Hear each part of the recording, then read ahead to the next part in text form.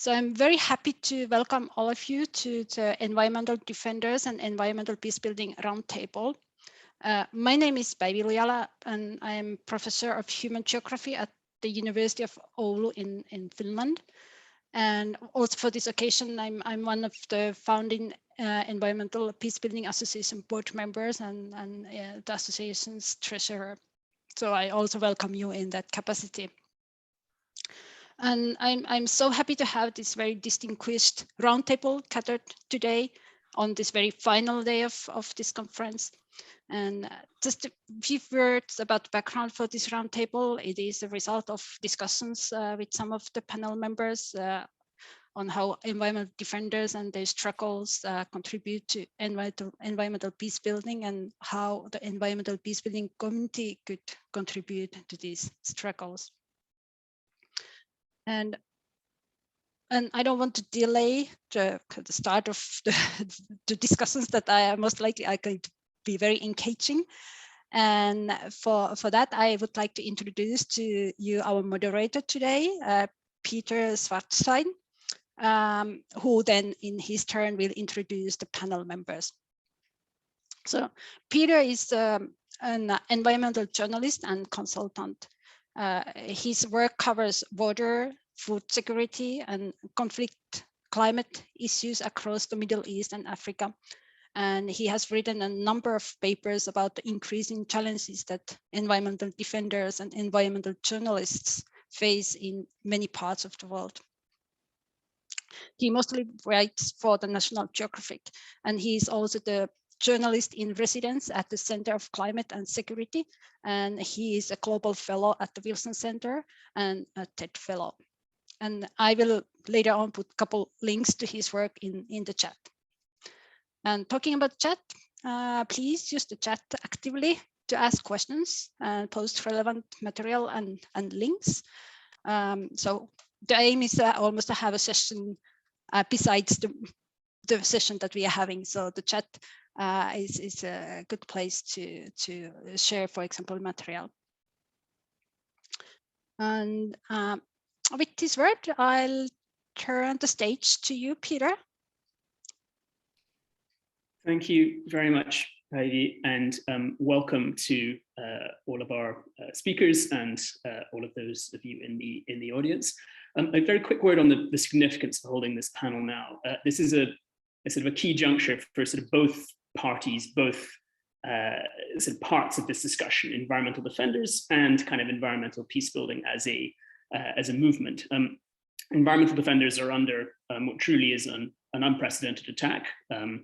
I looked up the statistics, and according to Global Witness, 227 environmental defenders were killed in 2020, which is the most recent year in which statistics were available. That was a record. 2019 was a record in turn, and 2018 was also a record. And there's a strong suggestion that 2021, with the world still distracted by the pandemic, will be yet another year in which a sort of that ugly record is set. And of course, the grim irony is that this is coming at a time when environmental defenders are more important than ever. And though I and many of my fellow environmental journalists, including particularly those with protected passports, don't face anything quite like the same array or intensity of threats, that kind of challenge is certainly exceptionally notable within our own work. And at the same time as environmental defenders are under that particular attack, environmental peace building is sort of more popular and perhaps as a consequence of that under more scrutiny than it has been for quite some time, if not ever. And among the communities that environmental peace building has arguably not perhaps championed or maybe recognized or maybe communicated with to quite the same extent as it could have are environmental defenders. And this conference, which unfortunately is not being held in person in Geneva as was originally planned, is sort of meant to, in part, kind of settle or help build the burden of evidence, but also to sort of better articulate the full range of players within the environmental peace building scene, and also key among those challenges to sort of better identify and kind of communicate the respective needs of people within these fields. And we've got a large but also wonderfully varied number of speakers here, some of whom come at this from a sort of scholarly and academic background, who've been working in the environmental peacebuilding field for, well, since perhaps its earliest days back in the 80s and 90s, and others who come at it from an activist and environmental defending background, and in a number of cases, people who perhaps straddle those two worlds. So quickly, some brief bios before we get into all of this. Yves Lador is the representative of Earth Justice to the UN in Geneva, and has been for some time. His organization's tag is sort of "We are here because the Earth needs a good lawyer." It's one of the premier environmental advocacy groups in the world, and Yves in particular focuses and regularly writes and speaks on the links between human rights and environment, particularly the roles of civil society and the human imprint on climate change, among many other things. Peter Larson is a senior lecturer and researcher at the University of Geneva. He works at local and global levels to connect environmental conservation and human rights-based approaches, including some impressive recent work on the Geneva Road Map for environmental defenders. Philippe Le Bihan, who's a professor at the School of Public Policy and Global Affairs at the University of British Columbia in Vancouver. Among many other relevant papers, he recently co-edited Environmental Defenders: Deadly Struggles for Life and Territory. We have Stephanie Zarama Alvarado, who's a PhD student and teaching fellow in the Environmental Policy and Human Dimensions program at the University of Massachusetts Amherst. She grew up in Colombia at the time of the conflict, and has taken that experience of a multicultural, diverse, developing country and merged it with her interests and expertise in environmental peacebuilding, political ecology, gender, and much more to produce some pretty prolific work. Among other things, she is a leader at the Climate Reality Project. We have my friend Salman, who's a co-founder and head of Humat Dejla, which is literally the Tigris River Protectors in Iraq. His group is among the leaders of the Save the Tigris campaign, which is an umbrella movement that, again, among other things, is intent on reining in some of the worst forms of pollution and other threats directed at the country's most important river. He recently traveled most of the length of the Tigris by boat, which is no mean feat in the current political and security climate, and has, along with so many other environmental defenders, been repeatedly arrested, detained, threatened, and we are very fortunate to have him here. Nada Majdalani, who's the Palestinian director of EcoPeace Middle East, which is an incredible Palestinian, Israeli, Jordanian environmental organization that, if you haven't heard of it, you very much ought to look up. It works throughout the Jordan Basin and beyond, bolstering environmental cooperation, particularly in the fields of water and renewable energy. Nada has a background in environmental management, working in mostly technical capacities for international organizations, and regularly speaks at events like the UN Security Council last week. And last and certainly not least, Juan Samper is a doctoral researcher at Lund University's Center for Sustainability Studies. His research is about the extent to which collective action fills the gaps left by political institutions in delivering peace, conservation, and development of the sort that people desire in the Putumayo region of Colombia. Shortly before we kick off, just a quick mention of the fact that this is being recorded. We're very sorry not to see you all in person again, but on the plus side, at least some of you perhaps would not have been there were this to have been in Geneva. Each of our discussants is going to take a few minutes, maximum 4. I will, as a reminder, rudely cut you off if you go much beyond that, to elaborate in brief on a slightly different part of the environmental peacebuilding, environmental defenders nexus. I will then prod them a little bit more on questions to sort of expand on what they've been talking about. And then we will very happily take questions from the audience for the remainder of the session. And discussants, presenters are of course welcome to throw questions at their fellow presenters. If you have a question to submit, please write it in the chat box at the bottom. And without further ado, Philippe, could you please start us off a little bit, just perhaps talking a bit about how environmental defenders have helped to formulate environmental peace building as a concept in the last few decades. I'd just be grateful if you could. Yeah. It's a huge question, but in 3 or 4 and it's not the one I really prepared for. So I think for environmental defenders have definitely tried to embody a certain form of environmental peace building, but very often they're trying to build peace for their own community. And when we look at many of the struggles, I think they're also trying to bring humanity on a different pathway for many of them. And in that way, I think we can really think about the concept of environmental peace. So I'll back up a little bit and think about first the definition for environmental peace building. For most of us, we understand the definition as being about that conflicts over environmental resources represent opportunities for cooperation that can lead to a lasting and sustainable peace. So in short, it's about trying to turn around environmental conflicts into pathways to peace. Okay, and when we are looking at environmental defenders, again, for those of you who are not familiar, the definition generally is that it's people, individuals and communities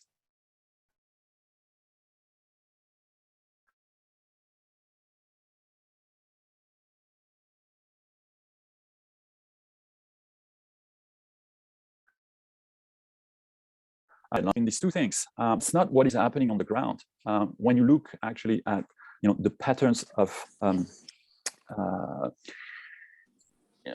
harm that is being done to environmental defenders, you can see that very often is the case. So why is that? Well, in large part because this peaceful action does not mean a peaceful reaction on the part of the companies that are being targeted by those communities and the state, etc. Okay, why is that? Because many of the environmental and land defenders, they tend to oppose resource-based or profit-making project. They're trying to reclaim land for a community. They're trying to stop a dam, trying to do all these things that really goes against the kind of capitalist machine, if you want to use that Marxist jargon.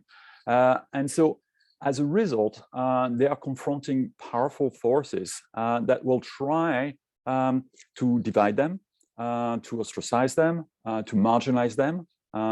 And very often defenders will face verbal abuses, damaging rumors, they'll be criminalized, they'll be intimidated, and will go all the way to having their houses burned, having really a series of physical harm, including all the way to killings. And as Peter mentioned, Global Witness documented that very powerfully, attracting the attention of the international community to that issue. So, what can we do about it? I think a large part has to do with how environmental defenders get to be portrayed by the government, by companies, by sometimes members of their own communities who may want to see these projects going on, and including by journalists. So just to give you a small anecdote, I had somebody from one of the major newspapers here calling me a couple of weeks ago, and essentially started to talk about radicals and eco-terrorists, etc. But I said, stop. We cannot use that language because you're completely misportraying. These people are trying to put us on the path of 1.5 degrees. They are not opposing pipelines and fracking and all these things just to bother people and to prevent them from making money. They're also very conscious of the environmental impact and the social impact. And I think we've got a global consensus on that. It's called the Paris Accord, Paris Agreement. And so it's very difficult once people, are in the field, confronting each other to have for journalists and others to enter those logics, in particular because police forces are involved, etc. Okay.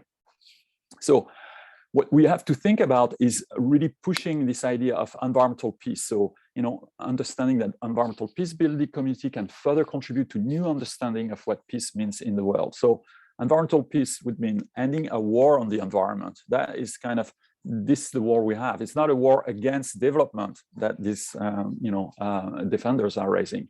It's about defending the right to a safe, healthy, and sustainable environment. And defending that right means at the micro level that communities want to protect their rivers, their fields, their ecosystems, etc. It's about respecting the values and aspirations of communities who do not want harmful forms of development in their territories. So changing the narrative is about, bringing the image of these people are community builders. It's not because they are in opposition to a resource project that they are automatically dividing the community, etc. On the contrary, we see many of those communities bring greater cohesion within a community or within a region.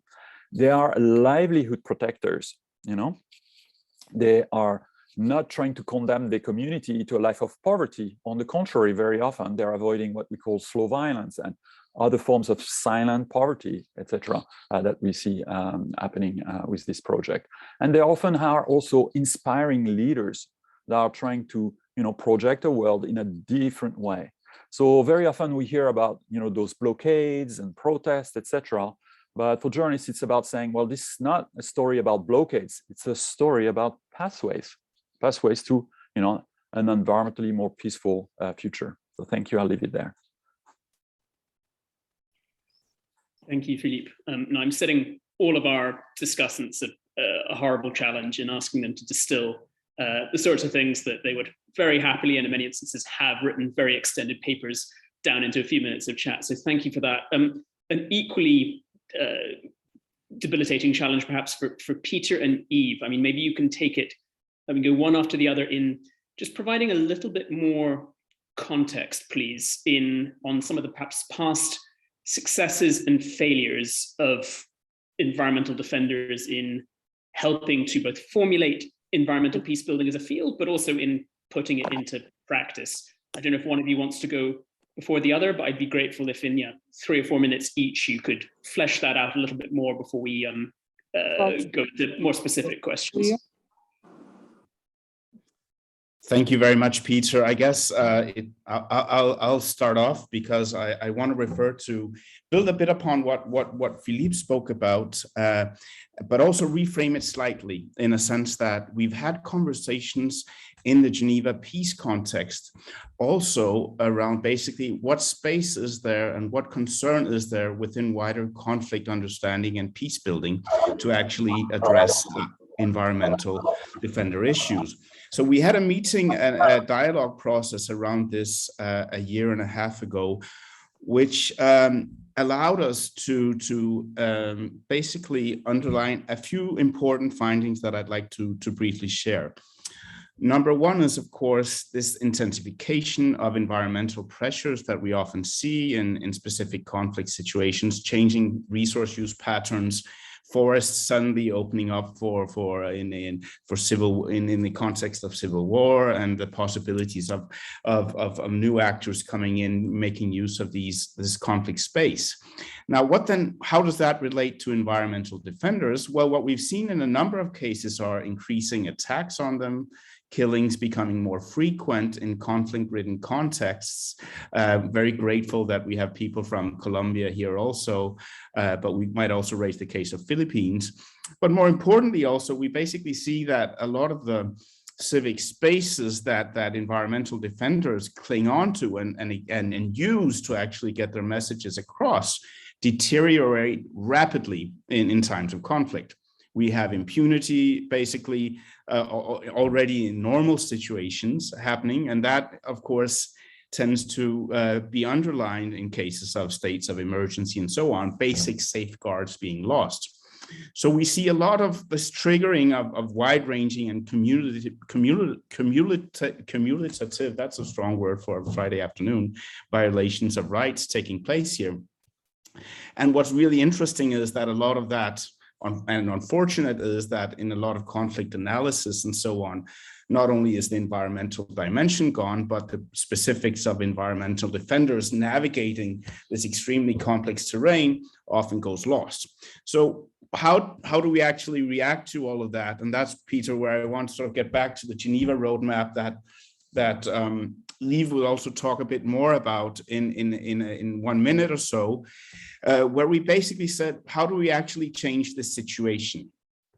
And one is, of course, with much more explicit attention to environmental defenders in these conflict situations, that it's not simply about looking into conflicts and environmental problems, but it's also looking at the exposure and vulnerability of environmental defenders and recognizing that there may be room for much more empowerment and a clear emphasis, identification of spaces and roles for environmental defenders in peace-building initiatives as such. And one of the things that I think is really important in that respect is that it's absolutely in its right place and pertinent, relevant, to use another word, to support and finance civic spaces for environmental conflict resolution and sort of in that whole peace building process. So the bottom line here is that, you know, we still see a lot of work happening, obviously, in silos on these topics, where I think there's much more space needed to say they are extremely important actors to get on board in helping shape the agendas and the mechanisms and the practices for environmental peace building, to really not just be sort of a nice academic discourse, but also actually be an institutional space. And there, I think, you know, as I said, I think there's still very much very big silos at stake here, where conflict and peace building space that we have in the UN, for example, will still need to really create mechanisms and bridges to create spaces for environmental defenders also to be part of that process. So I'll stop there and pass the word on to Yves. Thank you very much. Well, thank you very much for all these first contribution on this very hot issue. From what has been described, I mean, it's very clear that there is unfortunately quite a very strong and wide movement, and we feel a bit limited in what we can contribute to reverse the tide, which is so needed. So the whole idea we had behind the roadmap in Geneva, which is called the Geneva Road Map 4011, and explain why this name, is to try to see what do we have here in Geneva that could help precisely in these efforts to reverse the tide and connect with existing action. And what we have, the resources we have in Geneva, is the international institutions and the development of international law. And in that context, the UN Human Rights Council had adopted on the 21st of March 2019 a resolution on the protection of environmental human rights defenders, which basically goes exactly to the definition that had just been given by Philippe as what is an environmental defender. It was, as you can imagine, quite a battle. It was led by Norway, who was actually alone. I mean, it's one of the very few resolutions which is carried only by one state. Normally you have a group of states. And they did a marvelous job in reaching a consensus on the adoption of this resolution. Actually, to be very honest, even the morning of the day of the adoption, we thought that it would go, we knew we would get it, but we thought we would have it through a vote. And finally, we did have it through a consensus decision. And this is something which is remarkable because it helps everybody to use this resolution and to say that was an agreed instrument. Now, very often these resolutions are adopted, commented by academics, a bit used here and there, but there's not really any follow-up mechanisms. And what we have to try to develop with this roadmap 4011, and 4011 is the number of the resolution, is to try to see how can we have a follow-up mechanism so that this resolution does have some impacts and is carried further. And so one of the very first thing and some of the reflection that Peter has said do come from the very first meeting we were able to have just before the pandemic in Geneva. When I say just before, that was basically the week before things started to get closed.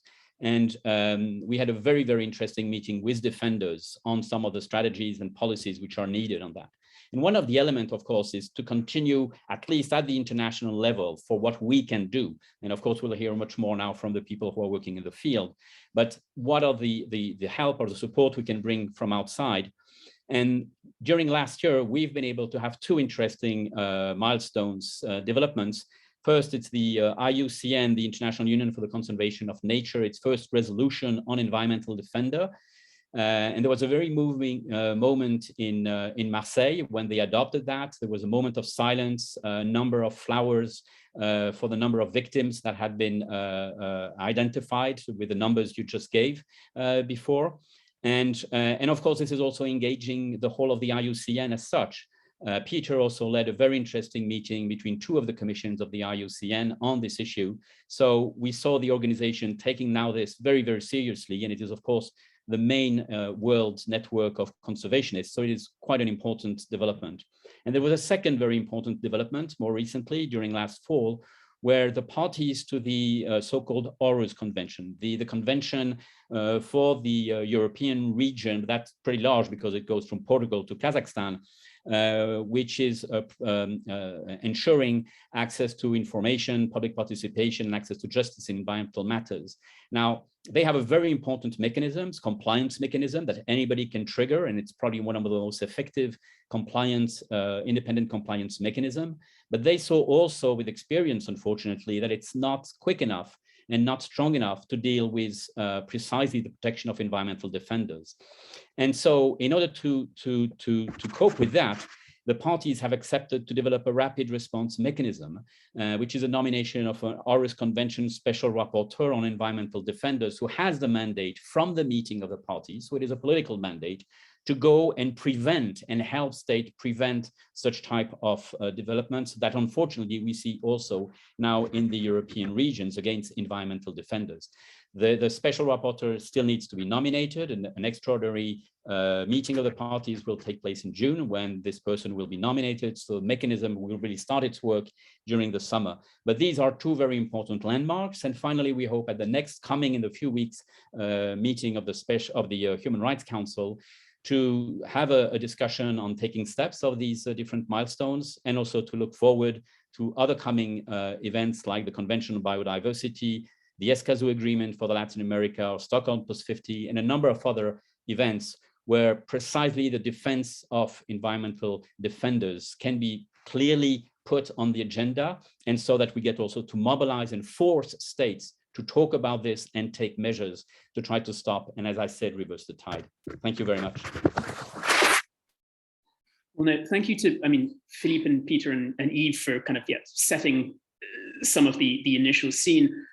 I'd be grateful to Juan now if you could take us into kind of a bit more of the specifics. The environmental peacebuilding field, as with sort of a lot of kind of other related fields, has often been accused, rightly or wrongly, of not doing quite as much as it could over the past few decades to support environmental defenders, despite the fact that the very nature of environmental peacebuilding often means kind of stepping into security spaces or kind of running up against all sorts of dangers. Could you please just talk to me a little bit about what the environmental peacebuilding field ought to do to sort of better support those in defending spaces? Yeah, sure. I would love to. I would say that the most important thing is to be mindful of what I am sort of starting to call the triple tragedy that environmental defenders are facing right now. The first one is that has been repeated several times right now or today. There has been the fact that they are getting attacked, and that at an unprecedented level. Particularly, they're being killed at an unprecedented level, which takes me to the second part of the tragedy, and is that the ones that are getting killed are the ones that get attention. Is not, and we constantly talk about the ones that are getting killed, and I rather like to talk about the ones that are getting silenced, because this includes the ultimate form of silencing, that is murdering someone, but it also includes all the other ways in which you can silence a person. And finally, the third part of the triple tragedy, and that I think it's important to just be mindful about it, is a conceptual reductionism about who an environmental defender is. Because in Colombia, we handle the concept of social leader. And the concept of social leader encompasses the people who are defending life, that are defending their territory, that are defending human rights. And they are defending, in the end, a relation between culture and between nature, a relation between people and their environment, people, community, and their place, their territory. And it's very important to sort of like move on from this culture of terror and sort of like move on from this sort of like predominance or like overemphasis on death, and move towards who is being silenced, the ways in which they are being silenced, and sort of like know your enemies, or like how this Sun Tzu person says, know the other side. What are they doing? Not only killing, they're doing many things. And also, well, exposing sort of like the epistemological or ontological sort of like violences that you may incur in when you say, when you narrow down and sort of like reduct an environmental defender, and so like not include a bunch of other leaders who are also protecting their environment, even though even though sort of like it's not easy to see. Which takes me sort of like to the concept of a loose coalition and what the impacts community can do. And I borrowed the term of loose coalition from a book that I read that is called The Water Defenders by Robin Broad and John Kavanagh. And it's a fantastic story about how water defenders managed to sort of like defeat big gold in El Salvador at the World Bank court, but also defeat them in several different dimensions. And in this sort of like, in this idea of a loose coalition, I can see the impacts communities sort of like start focus on what are the ways through which finance can be channeled towards struggles, how the impact community can be in itself a support network, so that environmental defenders who are alive, who are still struggling, who are still resistant, are also protagonists and not the ones that unfortunately don't exist anymore. And also a great point that Philippe touched was the portrayal, adjusting the narrative.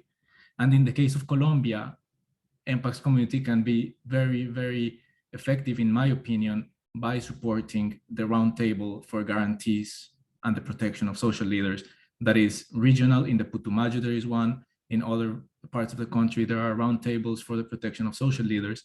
And I, in the Putumayo, have seen firsthand, been there, how it is so difficult not only to get the Colombian government to sit in these roundtables, but also to get the international community to sit here. Thank you. I think that was 4 minutes almost on the clock. So, and I'm sorry if I said too much. No, thank you. I'm very appreciative. Fast, unpacking things. Very appreciative of all of your timekeeping so far, and I will try and give you an opportunity to elaborate on this a little bit more during the discussion. I know this is an impossible ask to distill things down into such short nuggets. But Stephanie, I mean, this is for environmental for environmental defenders. This is like simultaneously, as we've repeatedly discussed, and we'll kind of discuss even more, a dangerous period, but it's also an exciting period in some way. Could you just maybe elaborate on what the future might hold for environmental defenders within the environmental peacebuilding space? What's your take on that? Yes, so thank you, Peter. And I think this question is very important. So the different opportunities lie ahead for environmental defenders in this field of environmental peacebuilding. We can observe that the role of defenders is often overlooked, right? When government and international organizations discuss potential solutions to the environmental crisis. But here, I think it is important to highlight the tremendous role of defenders that are helping societies realize the right of to live in a healthy environment. And in natural resource management, you know, that is fundamental for maintaining and building peace in fragile post-conflict societies. Therefore, I think that defenders involved in natural resource management will implement a very interesting transition to peace and preventing return to the conflict with variety of initiatives ranging from post-conflict reconstruction and the ultimate shift from post-conflict reconstruction to long-term economic and social development. So here, taking into consideration different experience, from the participation of some environmental defenders, we can observe how they help in restoring livelihoods, rebuilding trust in government institutions, fighting corruption and fostering transparency and regional peace. So this is including them actually in the decision-making process is vital for building a sustainable peace. So in terms of the different opportunities, we can see how is eminent the needs, the priorities and concern of different community members that can establish like a right-based approaches that emphasize, for instance, a very informed decisions about natural resource use and management. I think other very important critical point is the articulation between academy and policy and society, in which we can see how the defenders that draw attention to the threats facing the environment automatically permit, right, that emerge the possibility to get advantage in research and the different analysis that we can see coming from science, of course, in which the threats can be addressed. So for instance, the emergence of conflict and environmental observation centers that can leverage in satellite imagery to monitor data on the environmental impacts. So are in this case fundamental, right, for trying to targeting, for instance, the infrastructure, and actually can be very critical to the ability of development and humanitarian actors to respond to this crisis in the regions and providing lessons learned on the environmental dimensions of the armed conflict and their impact. Therefore, here we can see how is crucial, right? All the opportunities that maybe they can have. And also, I would like to point out other aspect which is irrelevant in terms of the how is necessary demand participatory mechanisms for them. So in an international level, we can see how in 2019, for instance, the United Nations Human Rights Council resolution established the protection of the environmental human rights defenders. So I think this was a step in that direction. So the protection of them is fundamental for obtaining different opportunities for bringing, of course, the possibility to establishing environmental peace building. Also is here relevant to mention something that some of the panelists mentioned. I think the intervention of different international organizations are necessary. So for instance, the creation of different actions that can visibilize the actions of the defenders are necessary. So I really liked, for instance, to mention the Golden Environmental Prize, right, as a possibility to recognize these exceptional heroines of the environmental activists and how take on great personal risks to bring to light environmental destruction in the face of intimidation, right, and retaliation. So also, for instance, the ecocide as an international crime, as someone mentioned before, I think it can be a step forward for trying to address new opportunities that these defenders can have, because we can observe how if the International Criminal Court can establish that option, we can move forward, taking into consideration actually the United Nations meetings that we can observe, thanks to, for instance, the COP26 that we could see the last year. But of course, we can see that the environmental defenders can have very important options to try to mitigate all these kind of very strong issues.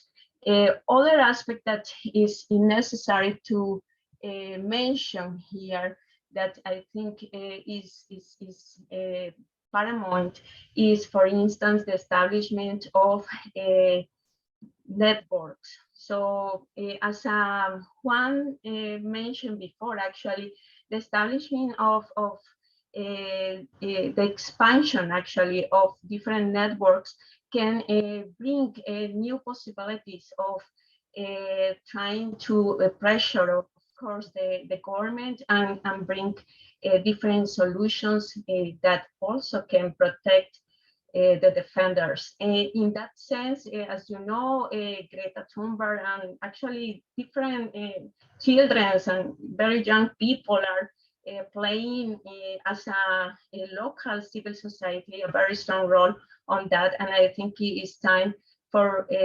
establishing this new of perceiving right solutions. And finally, I want just to finish with something that is important and is connected with the location in which the different environmental defenders are. So it's not the same as speaking about environmental defenders who are in developed countries and others who are in developing countries. On that sense, it's interesting to analyze how, for instance, different social movements have been merged, right? For instance, that the growth movement in Europe is very strong, but we see that the Latin America environment movement is very critical about the implementation of different kind of activisms. But this is connected because the region, right, that try to establish new forms of thinking and connected actually with all the cultural aspects, for instance, coming from minority groups, in this case, indigenous and Afro-descendant groups. So I think I will close here. Perfect. Thank you, Stephanie. And we're going to, before we move on to questions, we're going to have sort of two cases. One, and it's far too simplistic to refer to them as one as a success story and the other a kind of story of ongoing difficulties. But for the intents and purposes of this brief exercise, that's sort of how I've framed them. But I mean, EcoPeace Middle East and its work has been very, I mean, successful in ways that many of your counterparts elsewhere in the region haven't. And I know, kind of describing you as environmental defenders, it doesn't fully describe the kind of full array of functions that you play, but could you just maybe talk to me a little bit, again, in brief, about how environmental defenders or EcoPeace working in that environmental defending capacity has contributed to the success that you've enjoyed? Thank you, Peter, and thank you for giving us this opportunity. Well, it can be called a success, but it's also not paved by roses and marshmallows. It's a difficult, tedious process that we as an organization for 26 years have been trying all sorts of dimensions in terms of environmental peace building approaches in order to advance on our agenda. Some things work, some other things fail, and other things are still on the radar. And it's difficult really to assess success in that manner in terms of where do we want to be from now until five years. And this needs to be strategized in several ways and in several approaches that we're doing. But every little step we take is very important, be it from engaging with the public, and here awareness and education is very, very important, especially with the different constituencies. We work in the context of Palestine, Israel, and Jordan, and specifically when it comes to the Israeli-Arab conflict, there's a lot of discrepancies, there's a lot of dividends.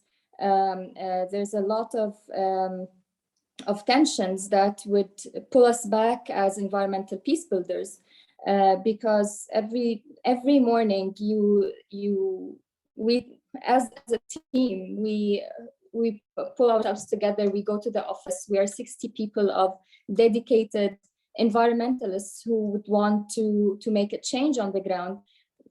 But you listen to the news on the radio every morning and you feel like, why am I here and why am I up? And there's a lot to be pulled back and to lose hope. But I think touches here and there make us feel like we are achieving something towards at least the understanding of the different parties and the three countries, that there's a high necessity and importance towards collaboration on environmental issues and particularly climate security. In that sense, as I mentioned, a lot of education needs to happen on ground in terms of the younger generation, exchanging the understanding of their neighbors' water and environmental reality. Education is very much linked then to utilizing the voices of those who we educate in order to push forward policy agendas.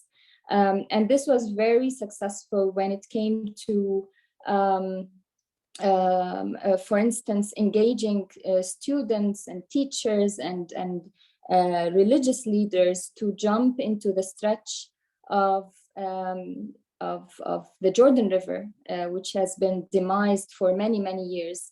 And we called that there should be collaborative efforts in order to revive the Jordan River to its original status. And eventually, the Israeli government did release a commitment to release more fresh water into the Jordan River. Little steps here and there do matter and do give us the hope that at least with the engagement of the bottom-up approach and the top-down approach when we work with policymakers, potentially there will be a larger understanding on the joint necessity to collaborate on environmental issues in the framework of regional security. There's no way that, and I call it like a Titanic, there's no way that there's countries that have mechanisms for climate resilience will be able to keep up with the impacts that are coming across in the future, that they will not be affected by those countries that are neighbors to these countries. Excuse me, that's my timer. I have to finish in a bit. So there's countries that don't have resilience mechanisms and capacity to address climate change. And in that sense, we're still in the same boat, whether we have the capacity, whether we don't have the capacity. Environmental and water issues are very much intertwined and they cross the borders. And as I mentioned, there are successes here and there. I can talk more about this in a bit later. Thank you, Nada. And Salman, I mean, we talk about the really difficult context in which so many environmental defenders work. And I mean, you and your organization are, unfortunately for you, of course, an example of just how difficult it can be to be an environmental defender in a context of violence sometimes, of conflict, and of political instability. Could you just please, spell out, the kinds of difficulties that you experience while working as an environmental defender in ways that's often trying to build peace? Could you just sort of elaborate on that, please? Thank you, Peter. Thank you for this hosting. Thank you for the invitation. And good evening, everyone. Actually, it's especially here in Middle East and here in Iraq, maybe it's really difficult to be environmental defenders because of there is many issues you should you will go through it. Like if you want to talk about water, you will talk about you should talk about our neighbor countries, because there are most of our water is came from the neighbor country, and there is a lot of militias. They are influenced for the neighbor country here inside Iraq, so you cannot talk about water. If you want to talk about oil pollution and the oil field, you cannot talk about it, because all the oil field, they have their militias and all the dealer with the international companies that you cannot. They have their militias also to support them. If you want to talk about like anything here in Iraq, you cannot talk about it in very free way. You should put it under cover to talk about to be environmental defenders here in Iraq. And we faced a lot from we start till now. We faced a lot of threatening. We faced a lot of traveling between cities just to hide ourselves. And now, as you saw, that we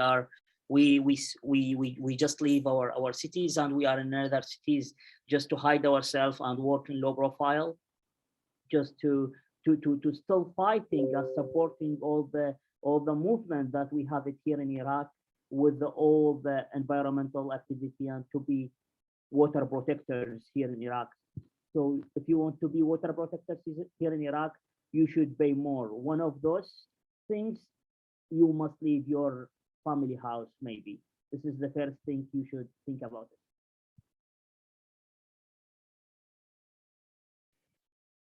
Thank you, Salman. No, I know that's a small fraction of the difficulties that you've experienced in the last few years, but thank you for that brief taste. I have a few questions that I want to sort of throw at our presenters in general. I'm not going to necessarily pick on you unless no one sort of immediately steps forward. Just a reminder to those of you watching to feel free to drop any questions you might have into the chat box. This is a question for anybody who would like to take it up. Maybe Yves, maybe Peter, maybe Philippe, maybe someone else. I mean, we think of environmental peace building as a field or discipline to be mostly or perhaps entirely played out in developing countries, but the environment, of course, is also an issue that can cut across ideologies, can cut across political cleavages and political divides in democracies or semi-democratic states as well. And in our kind of political climate of deep polarization, particularly in the US, but also elsewhere, could environmental peace building in some form be played out in democratic states as well? Yeah, well, I think especially in settler state societies, there is a deep need for going beyond, settler state dominated types of recognition. And so I know that in Canada, there's certainly an active set of discussions on this. The problem that we very often see is that these types of movements are accompanied by essentially greater autonomy for these groups.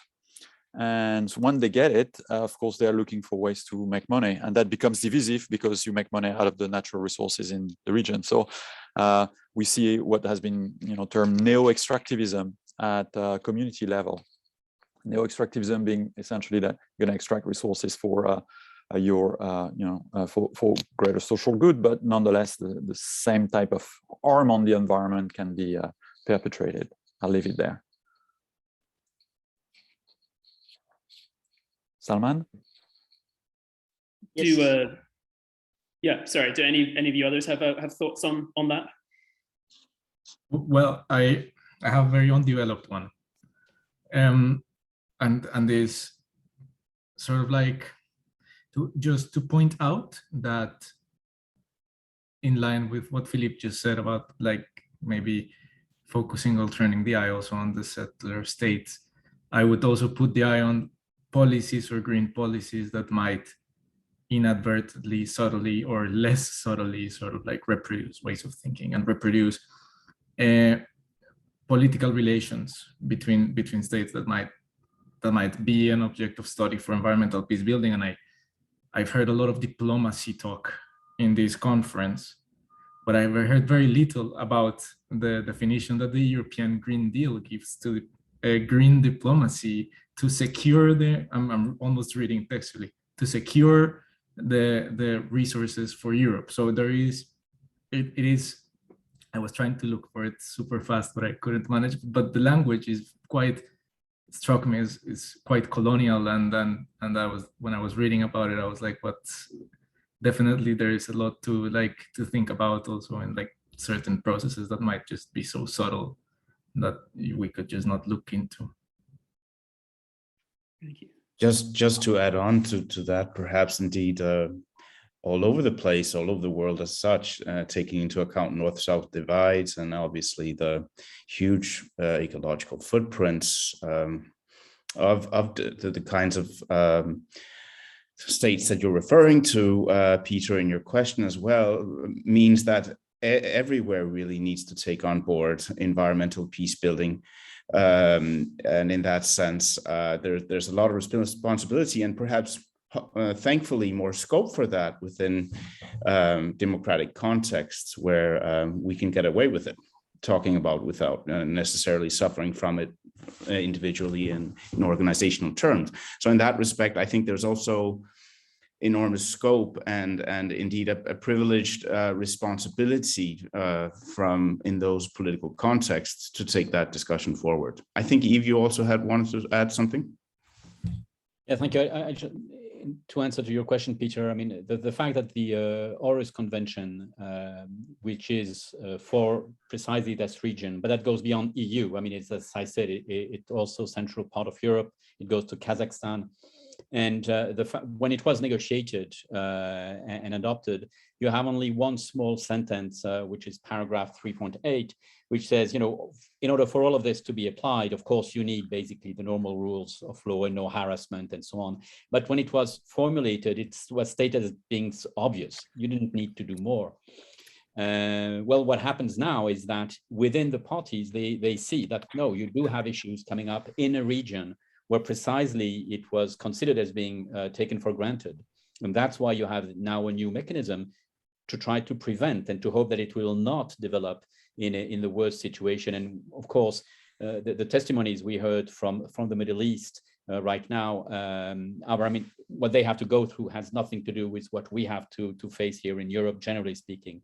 But they are very worrying trends. I'd just like to say, in the UK, you have right now the proposal for a bill which is precisely targeting environmental protests and saying you're not allowed to, make too much noise in the streets. Well, usually when you do a demonstration, you do scream slogans.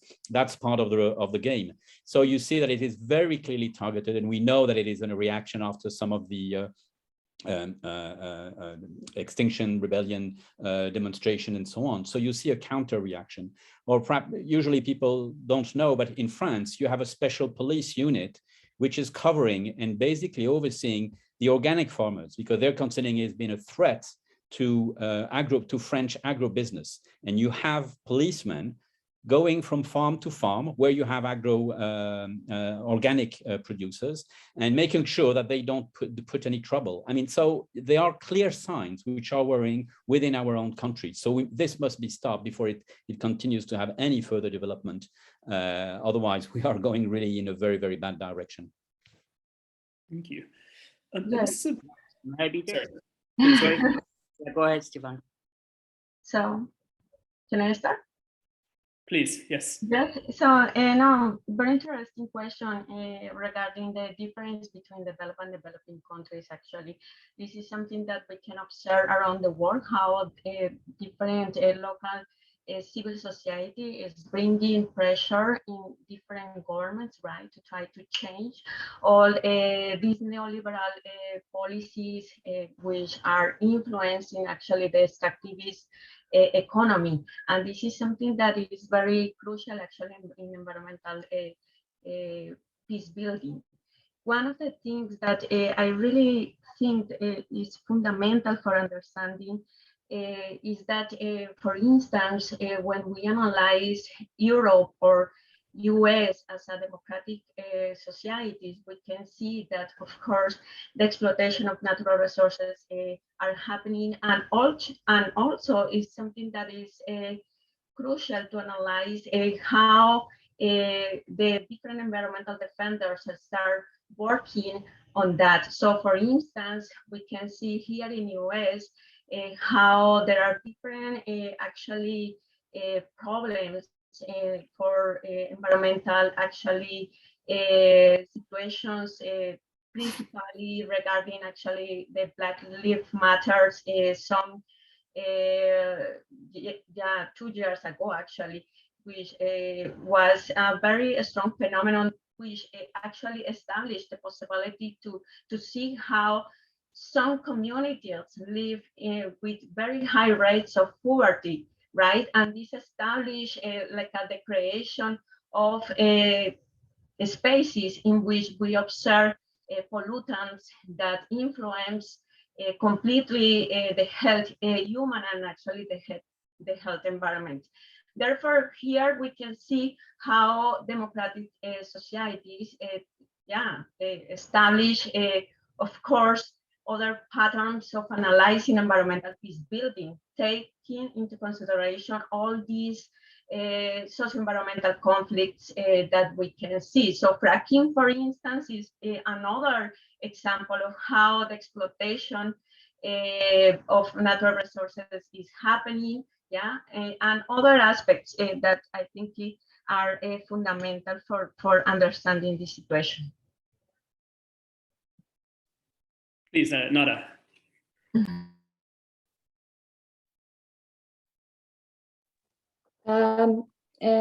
Well, I'd like also to speak from another context where environmental peace building can be even more harder when we speak about the status of an occupier and occupied. And here it is also a matter of the game of power and who can offer more on the table and who can offer less in terms of the circumstances. In the context, for example, of water security and water allocations and water rights, in the context of the Palestinian-Israeli context, it's very much complex, and when we're talking about sound management of water resources during climate change and mobilizing activists and environmentalists to call for sound water management and sound aquifer management, it's very difficult to ask from those who are not in control of water resources to offer much in terms of these sound management mechanisms. And in that sense, we need to recognize how those of different powers and different capabilities and capacities can contribute to environmental peace building. In that sense, when civil society organizations like ourselves engage in environmental peace building for at several levels, we need to highlight the national interests of each country, and we need to highlight what are the winning points and what are the abilities that country can offer and can basically also benefit from what comes out of environmental cooperation. And in that context, if we look at, for example, the water issues in the context of Palestine, Israel, it is today one of the most solvable issues in comparison to other areas of conflict in terms of the difficulties that entail agreeing on the borders of the Palestinian state, on the status of Jerusalem, the status of illegal settlements. Today, water issues are solvable, and they can be utilized as a trust-building measure to actually discuss other more difficult files, such as what I mentioned. It's important to bring in the parties on the table towards a solvable issue. And when we talk about climate security and climate change and water issues, we bring the interest of both parties. And this is actually a winning point where environmental defenders as ourselves can actually build on towards achieving and succeeding to bring the parties together. Thank you, Nada. I'd like to sort of turn in a second to these sort of interesting questions that have been posed in our chat box. But before we do that, I mean, I guess one of the most interesting things about the work that you're doing at EcoPeace Middle East is, I mean, the Jordan Basin, Israel, Palestine, and Jordan has often been invoked as one of the most tangible illustrations of environmental peacebuilding success. But as you say, that success has only gone so far. It's translated into some really impressive, extraordinary, mutually beneficial cooperation in terms of water, and perhaps soon, because of your work, in terms of renewable energy. But it hasn't been the bridge to building a wider peace as many people had hoped back in the 1990s.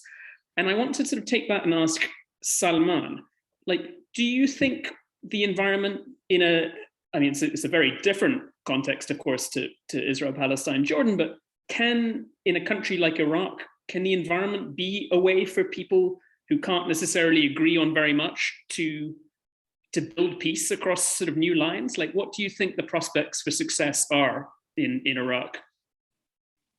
Yeah, thank you again, Peter. Yeah, actually, especially for this question in the beginning, I just want to say here in the Middle East, there is an area, it's called Mesopotamia. So in Mesopotamian area, these 5 countries together, they are living together in the same 2 rivers, which is Euphrates and Tigris River. And those 2 rivers is a sharing river between those countries. Before, like hundreds of years ago, all those areas, they have more than 1 language usually, because they're using all those rivers to cross to the south and come up to the north. So most of those cities, they have more than 1 language. So they were using already all those rivers for the peace building, for the trade, for communication between all those cities around the river. Till everything it's happened, till Daesh, when Daesh came, ISIS and Daesh, when they came, and they are starting to using the river for poisoning all the cities, like what they are worked before for in the Ramadi Dam, to poison all the Ramadi Dam, all the water, and send all the water to the south part of Iraq, and which is, it's something big will happen, and we are lucky that their plan doesn't work, and even they start to use a Tabqa Dam to destroy it, to bomb it, and flood up all the city after Tabqa Dam in northeast Syria. In 2017, we start in a smaller project. We just talk about how to use water for the peace building. We started to talk in this way for the communities, because after Daesh, all the area, it was controlled by Daesh. They were very aggressive for the other people, and even the people from south, they were very aggressive with the people from those areas, especially they are from the different religions, which is Sunni and Shi'i. So in this way, we start to use the water to build peace between those cities around, just to tell them that in very basic way, you both drinking from the same river. So this is one of the main points that you should talk to each other. So we start to do exchanging meeting to take from this city to this city peoples, and sit beside the river and talk, and just told them that this is the same river that you have it in your city. So using the water for the peace building, one of the main, one of the important tools that we use it here in Iraq, and until 2020, we work as a Humad Dijla and Water Keeper Kurdistan region with Nabil Musa. We work for a small project. It's called Reconnecting Our Lifeblood, which is we traveled on the rivers to take some pictures for the traditional things and stories. We collecting stories from the river, and in the end we did big exhibition just to tell the people that, look, in the end, all of you in the same river, and there is a lot of story, is almost the same story in the river. And in the mid of last year, also, I did with two British journalists. I did a long journey from the source to the sea of Tigris River, which took around 58 days from us, and only in boat and only in river. It was ridiculous, and it was very difficult to just deal with all the security situation in Iraq, all the security situation in Syria, all the security situation in Turkey. In the same time, all the dams that you have it, you should change the boat from city to each city. And there is a lot of story. It will come up soon, inshallah, in the middle of this year, and you will see what we are faced in this journey. It was very difficult. I just want to say in the end, all the dams and all the border built by the government, it's start to just destroying all this connection and all this exchanging between all those cities. Still, there is a lot of city, they have the same attitude, they have the same lifestyle, but they are separating because of all the borders is built between them. Thank you, Peter. Sorry to talk a lot. Thank you, Salman. I'd like to merge two very interesting questions that we've got from the audience, and sort of changing tack a little bit, but again, it will be an open question to all of our discussants. So it's, I mean, yeah, what is, from Teresa Bachmann, like, what's your view on the ethical or kind of practical responsibilities for researchers working with environmental defenders?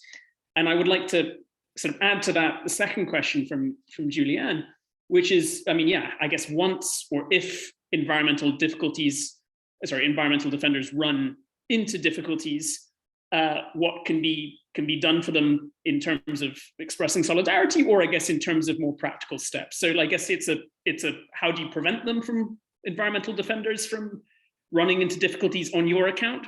And if they do, what do you do then? So that's a question for whoever wants to take it on first. Juan, do you have any thoughts there? Or yeah, I can go first. So yes, I think be mindful of like the weight that the particular history and the territory plays in where they are. They are defending, and they might be in given actions and in given contexts and fighting a given situation, but it's a moment that has happened in history and that is placed. So there is a lot of weight into what are, I feel like ethically we need to understand when researching and when involving environmental defenders in research, beyond keeping anonymity, of course, is the understanding. I don't know how to express it more clearly, but the weight that history and the weight that geography have, because it's immense, and it's not like something that is happening in a vacuum and that is separate from everything else, but there are many connections. There are too many intertwined situations that as a researcher, we have to do our best to sort of like try to understand, so that we can sort of, yeah, empathize at like the most, try to be like empathizing at the most honest level. Yeah, to keep it short. Would anybody else like to take a stab at that? I mean, yeah, what do you do to prevent defenders running into difficulties on our account? And if they do, what can be done then? Yeah, well, one, of course, is you've got to be very careful, and it's true for journalists also, even more so for journalists, I would say, about the way you portray these people. Very often, they don't want to be individualized, but for journalists and to some extent for researchers, having somebody to follow, a picture, etc., makes it more easy. So it goes beyond anonymity. Is also how do you portray the dynamic within that community. And so in the book on environmental defenders, we've got a specific chapter dealing with these issues around collective security, martyrdom, all these issues that are quite complicated, because not only does it feed antagonism and the targeting of specific people, but it also can build jealousies within communities, And so you've got to be very careful about that particular aspect. Okay. In terms of what can the environmental peace building community do, as I said, well, you know, it tends to be, at least traditionally, quite high-flying people doing kind of track 2, track 3 diplomacy. And so maybe some of the, you know, aura and reputation, access to upper levels of governance can be used, you know, to bring more effective solidarity movements with defenders. So essentially, mobilizing the kind of know-how the environmental peace building community at the diplomatic level, at the, you know, high politics level, we could say, you know, to bring this, because very often these communities are not so well equipped to be dealing with the state above certain levels, etc. They may be captured and manipulated by political opposition, etc. So a lot of the diplomatic skills that maybe have been developed within the environmental peace building could be used in that regard. Nada, please. Thank you. I would like to reiterate on some of the points also that Philip had mentioned, especially in terms of the ability of environmental defenders and peace builders to protect themselves. And I think in an era that is also hijacked by social media, it is very easy to face a lot of attacks and to face a lot of criticism. There's an open channel of seeing environmentalists are calling for a luxurious cause that is not necessarily the priority of certain systems and countries. Adding to that is you are a peace builder. It means you are either a normalizer or a traitor or a person who is collaborating with the enemy. These are issues and things that environmental peace builders are often prone to experience. It is, and from a personal experience, just after I returned back from the UN Security Council speech, I had massive attacks on me on social media, be it from regular people who did not understand what I was talking about, be it from political fractions who wanted to basically utilize this for certain political reasons. And in that sense, as organizations and as environmental peace builders, we often need to understand the tools of how to put ourselves in the front line and to defend our ideas in a way that we're not doing something wrong. We're not there to defend ourselves as we are wrongdoers, or that we're just offline of the mainstream agendas of the willingness of the people and the national interests. It is very much important to understand the tools of how to promote our work and the importance of what we do.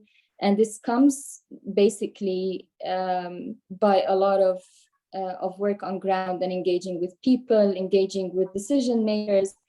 But unfortunately, in fragile systems, even engaging with decision makers and influencers is not often very helpful, especially when those decision makers do not want to be aligned or seen as, you know, supporters to environmental peace building organizations that are controversial, because they basically would harm their positions and harm their places in that sense.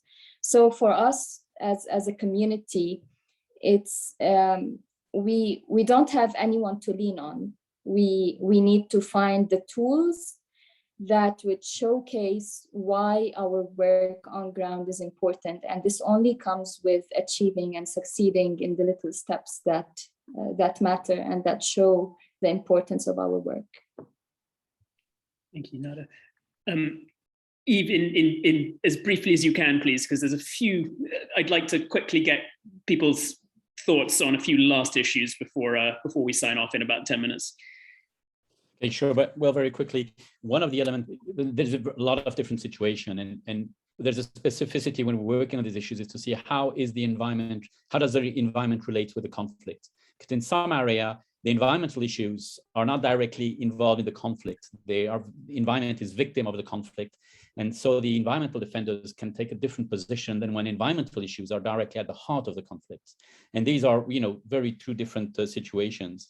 And so it's very important that the different communities get connected together. I mean, the human rights communities, the environment communities, and very often, as it was said, we work in silos, and we don't have the needed connections to help each other. And I think this is something which is quite important. And I'll leave it here.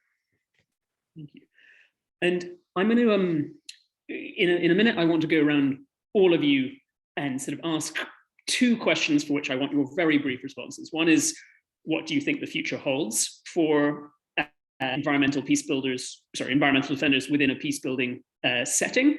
And secondly is also just if you have any final thoughts, particularly on things that we haven't covered. I'd like you to keep that as briefly as possible, please. But just for perhaps in that 30 seconds while you think through your answers, Päivi posed a question to me about the parallels or differences between environmental journalists and environmental defenders. And there's much more that sort of brings them together than breaks them apart. For the most part, the challenges are similar. Now, of course, people like me with privileged passports suffer a fraction of the problems that many of my more local counterparts do.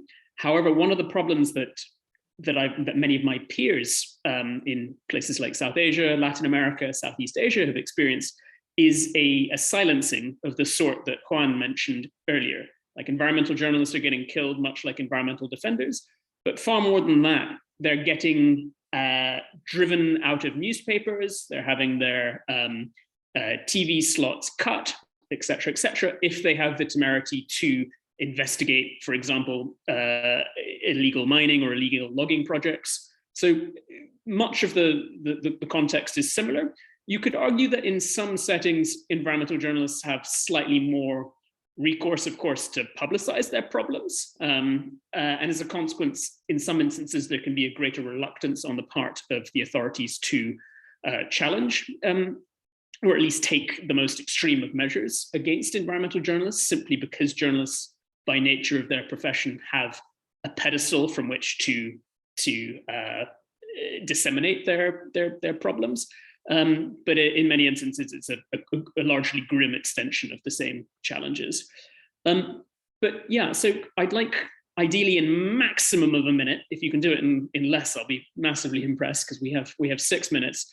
I don't know who wants to go first to briefly, please come out with your take on these two final questions that I posed. Yeah, well, maybe if we'll follow the order. So I would say maybe that environmental defenders are the future of environmental peace building, because more and more we're going to see that this is the conflict that we've got to solve. It's a conflict between our economy, our models, and the planet. And so we need alternative paths, and we need people to help us getting there. And that's a great role for environmental defenders to play, not to put that on their shoulders, but to build solidarities, so that their voice can count more. Thank you. Thanks, Philippe. To build on that notion of solidarity, I've seen we've a massive growing convergence between the environmental and human rights community in the last couple of years, which we need to boost even more. And that solidarity is indeed not just attention to individuals, but to organizations, to the structural drivers at stake, and to the spaces that we maintain to actually deal with these things. So I think the future is one of actually each one of us pushing, whether it's as researchers, peace builders, or conservationists, for example, to acknowledge that we have a role and responsibility to do that. So that's what I see the future, and then indeed a future where there's a space for everyone to contribute to that.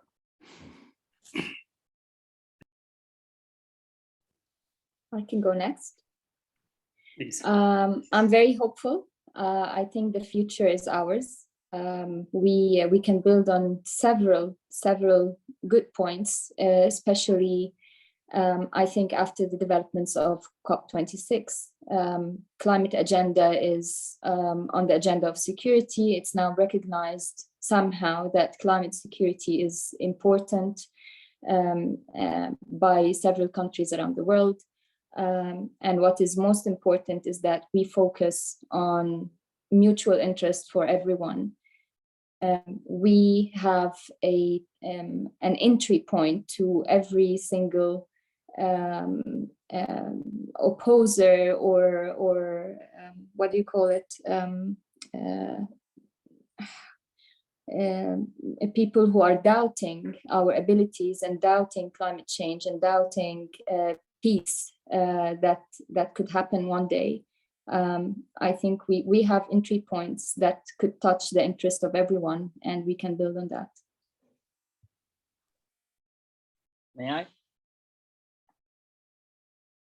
Okay, yeah, so regarding to the same point, also for me, I'm positive regarding this, because I'm always account this on the local levels, and I'm always remind myself from 2010 or from 2006 to 2015 when we were spoke with the local community about environment or about water and the water shortage and everything. They were laughing and they were talk. No, you talk about something is not important. But after that, now all of them, they are listening to us, and all the local community, they are react now regarding all the topics that we are raised up now, and they are supporting us to do very advocacy, a good advocacy campaign, I mean, regarding to solve all these issues. So hopefully the future it will be more positive.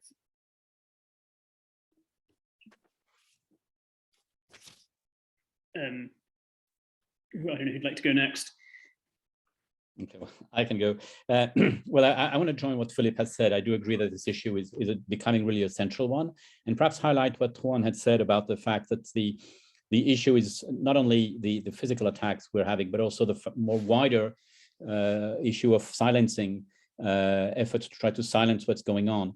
And I think here that's where peace building definitely has a role to play in joining the forces. There were other debates during this conferences where we saw that the question of sharing information was absolutely crucial to know what's going on in the information, and that was coming directly from the scientific community, not from defenders.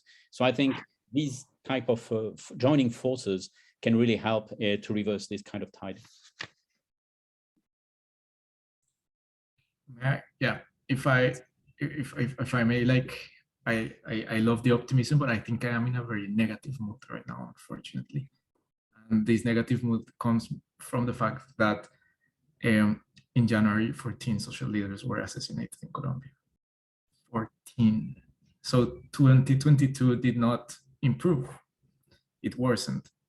So in my horizon, I only hope that we can dimension the true size of the challenge that is ahead, and that the environmental peace building community steps in and puts environmental defenders in the center of its agenda and builds from there.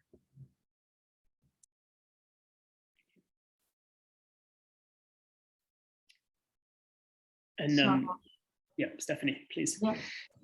So yes, in my case, yeah, I know what Juan mentioned. So it's like this uncertainty, right, in which we observe that we don't know exactly, actually, in developing countries as Colombia, for instance, how the environmental defenders can, yeah, continue living in actually in better conditions, and that they can, of course, have the possibility to obtain protection and actually to bring the regeneration of the social fabric in their territories. Therefore, in my case, I am optimist in the way that I am observing how the humanity actually around the world, right? Yeah, it is getting this awareness about how it's so important the protection of the defenders, because it's necessary to preserve nature. And but in the same way, I am pretty sure that the location of the environmental defenders is the main key problem here. And for instance, in Colombia, we can see how the tragedy is happening. So many environmental defenders have been killed in the last years, and we try to pressure actually the government and other social actors, but the problem is that different situations emerge that the local civil society cannot do. So yeah, I think the hope is that we can raise different options for giving solutions to the vulnerability of environmental defenders. Well, we are out of time, but thank you very, very much to everybody who's tuned in, and more particularly to our speakers and to Päivi. It's a massive subject, and we have only just sort of scratched the surface, but I think that was within a 90-minute period about as much as we possibly could have done to sort of look at the different angles. So thank you very much again. Great to see sort of so many familiar faces and not so familiar ones. And no, please, thank you again. And thank you, Peter. Thank you so much. Thank you, Peter. Thank you, Peter. Of these, Thank you very much, Peter. Excellent moderation. Thank you.